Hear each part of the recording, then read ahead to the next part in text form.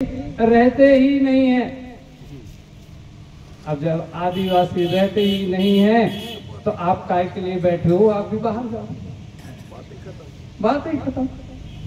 हैरानी की बात तो तब हुई, हैरान कर देने वाली बात आपको मैं बता रहा हूं, आपको कोट कर लीजिए। हैरानी की बात यह थी कि उन्होंने ये कह दिया कि इस देश में जो आदिवासी रहते हैं उनको बाहर से खरीद कर लाया गया है। बताइए, बाहर से खरीद कर लाया गया है। और एक बात और, जिनको हम बाहर से खरीद कर लाए हैं वे गुलामों के वंशज हैं। उनका देखिए, वो गुलामों के वंशज हैं। तो आप थोड़ी देर के लिए अपन ये कह लें कि क्या आप गुलामों के वंशज हैं? क्या आपको बाहर से खरीद कर लाया गया है? नहीं, आप किसी देश के आदिवासी हैं, निवासी हैं। इस बात को हमको समझना है।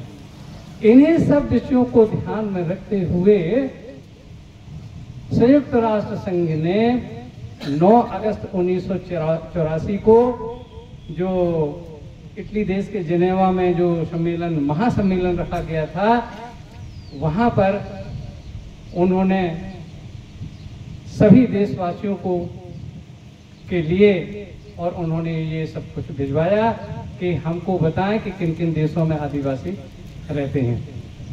तो 9 अगस्त 1984 को तो उन्होंने महासम्मेलन रखा। 21 दिसंबर 1994 को उन्होंने एक आदेश पारित किया, एक घोषणा किया। क्या घोषणा किया? तारीख याद रखना, नहीं तो भूल जाओगे। यहाँ पर पढ़े लिखे लोग बैठे हो। 21 दिसंबर 1994 को संयुक्त राष्ट्र संघ ने घोषणा किया कि आने वाले वर्षों में प्रति वर्ष 9 अगस्त को विश्व आदिवासी दिवस मनाया जाएगा। अब यहाँ पर ये बात हो गई। अब मैं कुछ भारत के संविधान के कुछ अधिकारों की बात करूंगा और कुछ विश्व संविधान के अधिकारों की बात करूंगा। ठीक है? भारत के संविधान में हमें इस देश के रहने वाले लोगों के लिए कोई पक्षपात नहीं किया गया है। यहाँ माने बाबा साहब ने जो अधिकार डाला है और पारित कराया संविधान सभा में, तो इसमें हमको मूल अधिकारों को पहले समझना है। मूल अधिकार हमारे क्या हैं? जैसे समता का अधिकार हो गया, दूसरा अधिकार हो गया स्वतंत्रता का अधिकार हो गया, तीसरा शोषण के विरुद्ध अधिकार हो गया, और चौथा धार्मिक स्वतंत्रता का अधिकार हो गया। ठीक है? और इन अधिकारों को हमको जानना है, जैसा कि हमने पहले बिंदु में ये कहा था कि विश्व आदिवासी दिवस आदिवासियों का अधिकार दिवस है। तो जब हम अधिकार ही नहीं जानेंगे तो क्या मतलब है? इसलिए हमारा जो अधिकार है, हमारे संविधान में समता का अधिकार मिला है। समता का अधिकार मतलब समान रूप से रहने का अधिकार। किसी धर्म, जाति, लिंग, स्थान के आधार पर किसी से कोई भेदभाव नहीं किया जाएगा और इसमें सभी को न्याय मिलेगा, समान न्याय मिलेगा। इसी तरह से स्वतंत्रता का अधिकार, स्वतंत्रता का अधिकार क्या है? हमारे इस देश में सभी को बोलने का अधिकार है। ये आर्टिकल 19 में दिया हुआ है। समता का अधिकार आर्टिकल आपके 14 में दिया हुआ है। शोषण के विरुद्ध अधिकार आपको आर्टिकल आपके 23 में दिया हुआ है। स्वतंत्रता का अधिकार आपका आर्टिकल 25 में दिया हुआ है। धार्मिक स्वतंत्रता का अधिकार, धार्मिक स्वतंत्रता का अधिकार इसका मतलब नहीं है कि हम कोई हिंदू धर्म मान रहे हैं या हम कोई ईसाई धर्म मान रहे हैं। इसको भी आपको संविधान की किताब में आपको पढ़ना पड़ेगा। और ये जो मैं बता रहा हूँ, मैं पढ़कर बता रहा हूँ। धार्मिक स्वतंत्रता का अधिकार ये है कि आपकी अंतःकरण की जो पूजा पद्धति है, जो आप धार्मिक कार्य कर रहे हैं, जो भी कर रहे हैं, आपके अंतःकरण की व्यवस्था है, उसको मानने का आपको पूरा अधिकार है, पूरा अधिकार। आप मानिए आप। अच्छा, अगला अधिकार मैंने क्या बताया था? संस्कृति और शिक्षा संबंधी अधिकार, या शिक्षा या संस्कृति और शिक्षा संबंधी अधिकार, ये आपके आर्टिकल 29 में है। और संवैधानिक उपचारों का अधिकार ये आगे है। तो ये तो हमारे भारत के संविधान के अधिकार की बात हो गई। अब थोड़ा सा हम विश्व संविधान के अधिकारों की बात कर लें, उनके आर्टिकल की बात कर लें। विश्व के संविधान में जब हम जाते हैं, उसका अध्ययन करते हैं, तो उसमें हमको हमारे लोगों को या विश्व में रहने वाले जितने भी जो आदिवासी हैं, सभी को 46 अधिकार मिले हैं। कितने? 46 अधिकार, 46 राइट्स आपको यूएनओ के द्वारा आपको मिला हुआ है अलग से, जिसमें कुछ अधिकार ऐसे हैं, जैसे आपको आत्मनिर्णय का अधिकार आपको दिया गया है। और जो ये आर्टिकल 5 में, विश्व के संविधान का आर्टिकल की बात कर रहा हूँ, विश्व के संविधान के आर्टिकल 5 में आपको आत्मनिर्णय का अधिकार दिया गया है। विश्व संविधान के आर्टिकल 7 में आपको क्या अधिकार दिया गया है?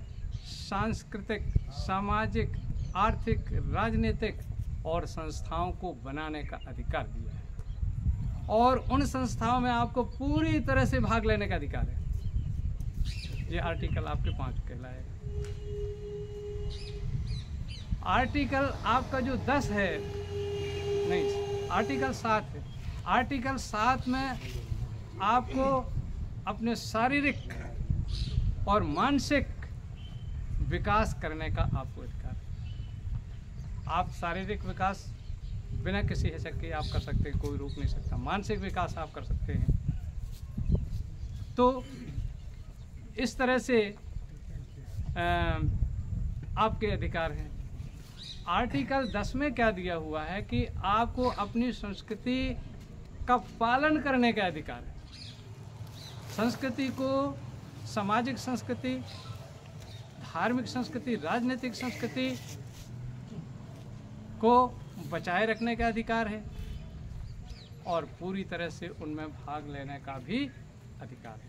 ऐसे बहुत सारे अधिकार हैं। मैंने एक दो अधिकार आपको बताने का प्रयास किया है, फिर भी ये कम ही है ना? फिर भी हमको जानना बहुत जरूरी है। तो इतने सारे अधिकार जो हैं हमें विश्व के संविधान ने दिया है, और इस विश्व के संविधान ने आपकी दुर्दशा का ध्यान रखते हुए और आपको 9 अगस्त को, मेरे साथियों, मेरे भाइयों, आपको आदिवासी दिवस मनाने का आपको अधिकार दिया गया है, जिसकी वजह से हम मना रहे हैं। और नहीं तो ये सब कुछ नहीं कर पाते। तो ये उसका जो बैकग्राउंड है, जो हिस्ट्री है, जो इतिहास है, ये हमको जानना बहुत ज़रूरी है। और जब तक हम इतिहास नहीं जानते, जब तक हम अपना इतिहास नहीं जानते, तब तक हम अपने भविष्य का निर्माण नहीं कर सकते।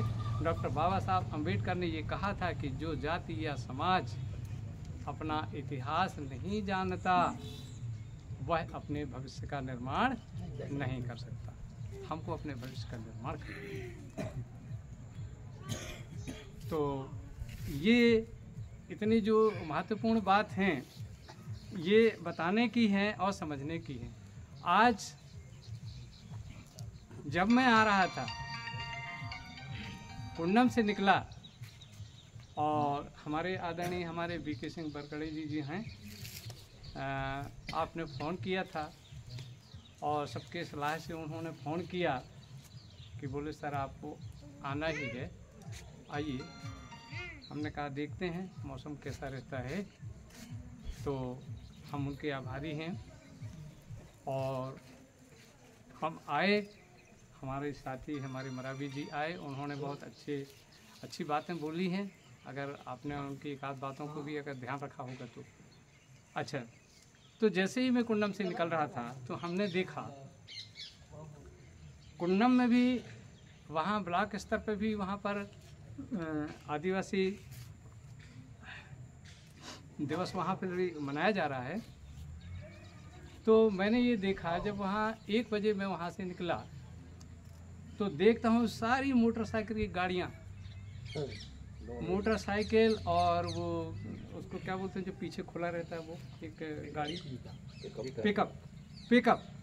पिकअप में डीजे रखे, मोटरसाइकिलों में झंडा रखे। किसी ने पार्टी का झंडा लगाया है, किसी ने सप्तरंगी झंडा लगाया है, तो किसी ने राष्ट्रीय तिरंगा झंडा लगाया है और चल रहे हैं गाते हुए बजाते हुए।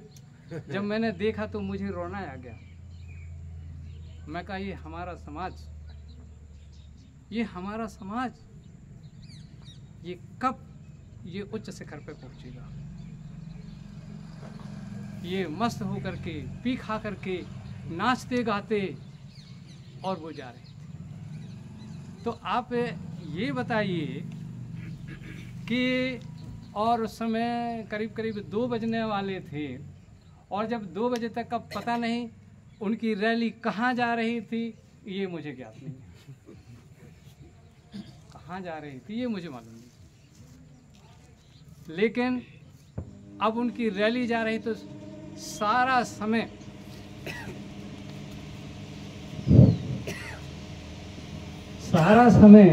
जब आप रैली में बर्बाद कर देंगे तो आप समाज को क्या बताएंगे? आपके पास फिर समय क्या है? तो ये समय की बर्बादी है।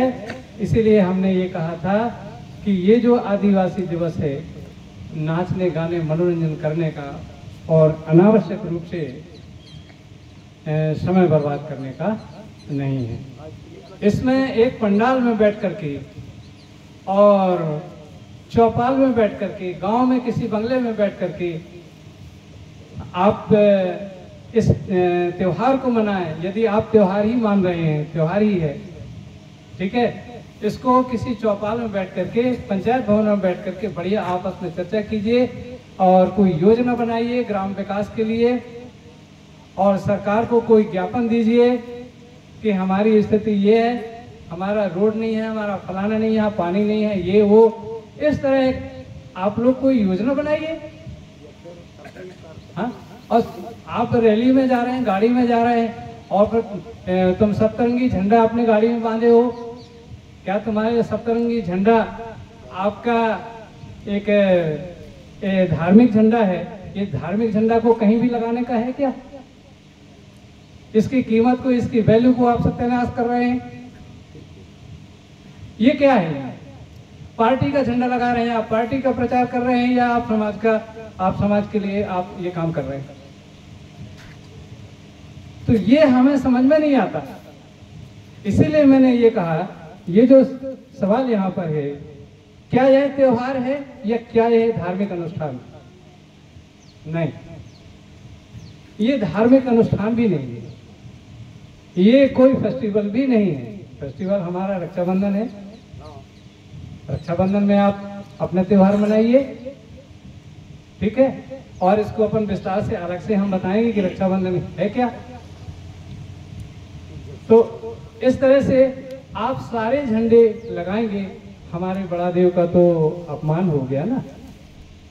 तो रोड में कर रहे हो और वो सप्तरंगी झंडा किसी गाड़ी के डंडा ही गिर गया जमीन में, पैर पड़ गया, जूते उसमें पड़ गए, तो ये तो मेरे हिसाब से तो ये उचित नहीं है। आप जैसा समझे, पर मैं ये जो कहना चाहिए तरीका है, इस तरीके में हम बदलाव चाहते हैं कि हमारे धार्मिक झंडे का अपमान न हो और उसमें कोई राजनीतिक पार्टी का भी कोई ऐसा पुट ना हो कि कहें कि ये फलाने पार्टी का है जब वहाँ पार्टी बंदी आती है तो हम एक दूसरे से कट जाते हैं।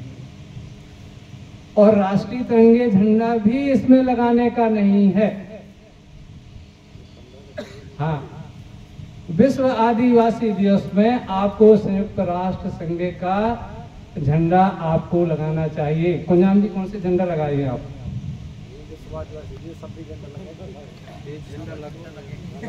हाँ, यूएनओ का झंडा होना चाहिए।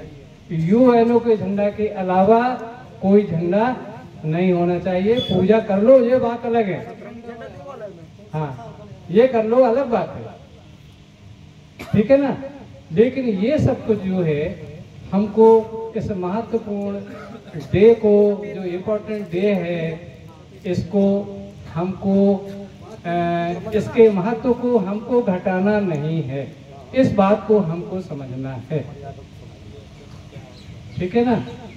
तो ये सारी चीजें हैं, और कुछ बातें मेरे को छूट भी जाएंगी, भूल भी जाएंगी, लेकिन मैं यही आप सबसे अनुरोध करना चाहूँगा कि हम इस फेस्टिवल अर्थात जिसको हम इंडिजिनस पीपल डे कहते हैं, अब मैं आपको थोड़ा सा इसके बारे में अंतर समझा दूँ। अगर जो पढ़े लिखे लोग होंगे तो जो एबोरिजिनल शब्द जो है, एबोरिजिनल ही है, एबोरिजिनल है, इसकी आदिम जनजाति है। इसलिए इसे संयुक्त राष्ट्र संघ ने विचार करके, सोच करके इसको विश्व आदिवासी दिवस के नाम से यूएनओ में इसको घोषित किया है। वो विश्व का संविधान। आप यहां अलग से अधिकार जता रहे हैं। क्या? मूल निवासी दिवस, मूलवासी दिवस। क्यों? हम उसको परिवर्तित कर सकते हैं क्या? अर्थ एक ही होता है, चाहे आप आदिवासी विश्व आदिवासी दिवस कहो या मूल निवासी दिवस कहो। मूल निवासी का मतलब होता है जो जिस देश में रहने वाला है। मान लीजिए भारत में रहने वाला है, इसका आप मीनिंग देखेंगे अंग्रेजी में, अगर आप जानते हैं इंडिजिनस पीपल आप देखेंगे तो इंडिजिनस का अर्थ होता है स्वदेशी, कंट्री, एक छोटा, ये होता है। एबोरिजिनल का जो अर्थ होता है, ये विश्व का पूरा आदिम जाति। आदिम जाति में हम सभी लोग आ गए, इसमें कोई नहीं करता है। और जो भी आपके मन में और जो प्रश्न पैदा होते होंगे, उन प्रश्नों को आप नोट किए रहना, और जैसे ही हमको समय मिलेगा उनका भी हम समाधान करेंगे। एक बात और, हमें कुंजाम जी ने एक बात बताया था। कुंजाम जी बहुत बड़े जिज्ञासु व्यक्ति हैं, हमारे पूर्व सरपंच अच्छेलाल कुंजाम जी। इन्होंने ये कहा था कि हमारे यहाँ 17 प्रकार के लोग हैं और सभी लोग अच्छे हैं। उन्होंने उनकी प्रशंसा की, तो इस बात के लिए मैं कुंजाम जी को धन्यवाद देना चाहता हूँ। उन्होंने कहा हमारे सभी लोग अच्छे हैं, और मैं भी कहता हूँ वो हमारे सभी लोग अच्छे हैं। हाँ, कुछ बात को समझें। कुछ यादव कहते हैं कि हम तो यदुवंशी हैं। क्या कहते हैं? हम यदुवंशी हैं। यदुवंशी का मतलब क्या? यादव वंश के हैं। अगर आपको इतिहास जानना है, और मैं इतिहास संगत बात करूंगा, यदुवंशी हैं, यादववंशी हैं, तो यदुवंशी हैं तो किसके वंश हैं आप? क्या श्री कृष्ण के वंश के हैं? बताइए। यदि आप यदुवंशी हैं तो क्या आप श्री कृष्ण के वंशज हैं? नहीं मालूम? नहीं मालूम है तो मैं आपको बता रहा हूं। बनारस का शंकर भगवान, जिसको लोग शंकर भगवान के नाम से मानते हैं, ये कहाँ के शंकर भगवान थे? बनारस। बनारस का शंकर भगवान, अयोध्या का रामचंद्र और मथुरा का राजा श्री कृष्ण। अब ये समझ लीजिए, यदि आप श्री कृष्ण से अपने आप को जोड़ रहे हैं तो मैं आपको स्पष्ट किए दे रहा हूं। बनारस का शंकर भगवान ये कुषाण वंशी थे। कौन से वंशी थे? कुषाण वंशी थे। अयोध्या का राजा रामचंद्र कौन वंशी थे? शुंग वंशी थे। क्योंकि देखो, राम राम कहने की अपनी आदत है ना, अपन कहते हैं एक दूसरे से, और जब हम राम राम नहीं कहते तो लोग कहते हैं अरे यार तुम भगवान का नाम भी नहीं लेते हो। तो अयोध्या का रामचंद्र शुंग वंशी चीनी ब्राह्मण थे। क्या थे? चीनी ब्राह्मण थे। बनारस का शंकर भगवान भी चीनी ब्राह्मण था। कुषाण वंशी थे ये। इसी तरह मथुरा का राजा श्री कृष्ण भी, ये भी चीनी ब्राह्मण थे। ये इतिहास है। अब जब ये चीनी ब्राह्मण थे तो क्या यादव लोग क्या मतलब उनके वंशज हैं? नहीं है ना, ये स्पष्ट हो जाता है। यहाँ के यादव, इस भारत देश के यादव की बात कर रहा हूं मैं, कुछ यहीं पर के नहीं। भारत देश के जितने भी यादव हैं, अहीर हैं, ग्वाल हैं, गोप हैं, ये कोई श्री कृष्ण वंशी नहीं है, क्योंकि श्री कृष्ण चीनी ब्राह्मण थे। और ये लोग आकर के हमारे यहाँ के लोगों को गुलाम बनाया, हमारे ऊपर इन्होंने शासन किया। यहाँ के भारतीयों, हम यहाँ के भारतीय हैं, तो इस बात को हमको समझना है। हाँ, अपने मन से हम कोई नहीं कहना है कि ये हम उनके वंशी जी हैं, ठीक है। और लोहार लोग कहने लगते हैं हम तो विश्वकर्मा के वो जो हैं कौन उसके वंशी हैं। तेली लोग कहते हैं हम वो कौन सा कहते हैं, तेली वो जो मनाते हैं, अरे माता कर्मा देवी के हम हैं। अरे तुम्हें बनाया गया है, तुम यहाँ के आदिवासी हो, मूल्यवासी हो इस देश के, आप क्यों अलग अलग जा रहे हैं? तो इस तरह से हमको कहने का मतलब मेरा ये है कि हमको इतिहास को जानना बहुत जरूरी है।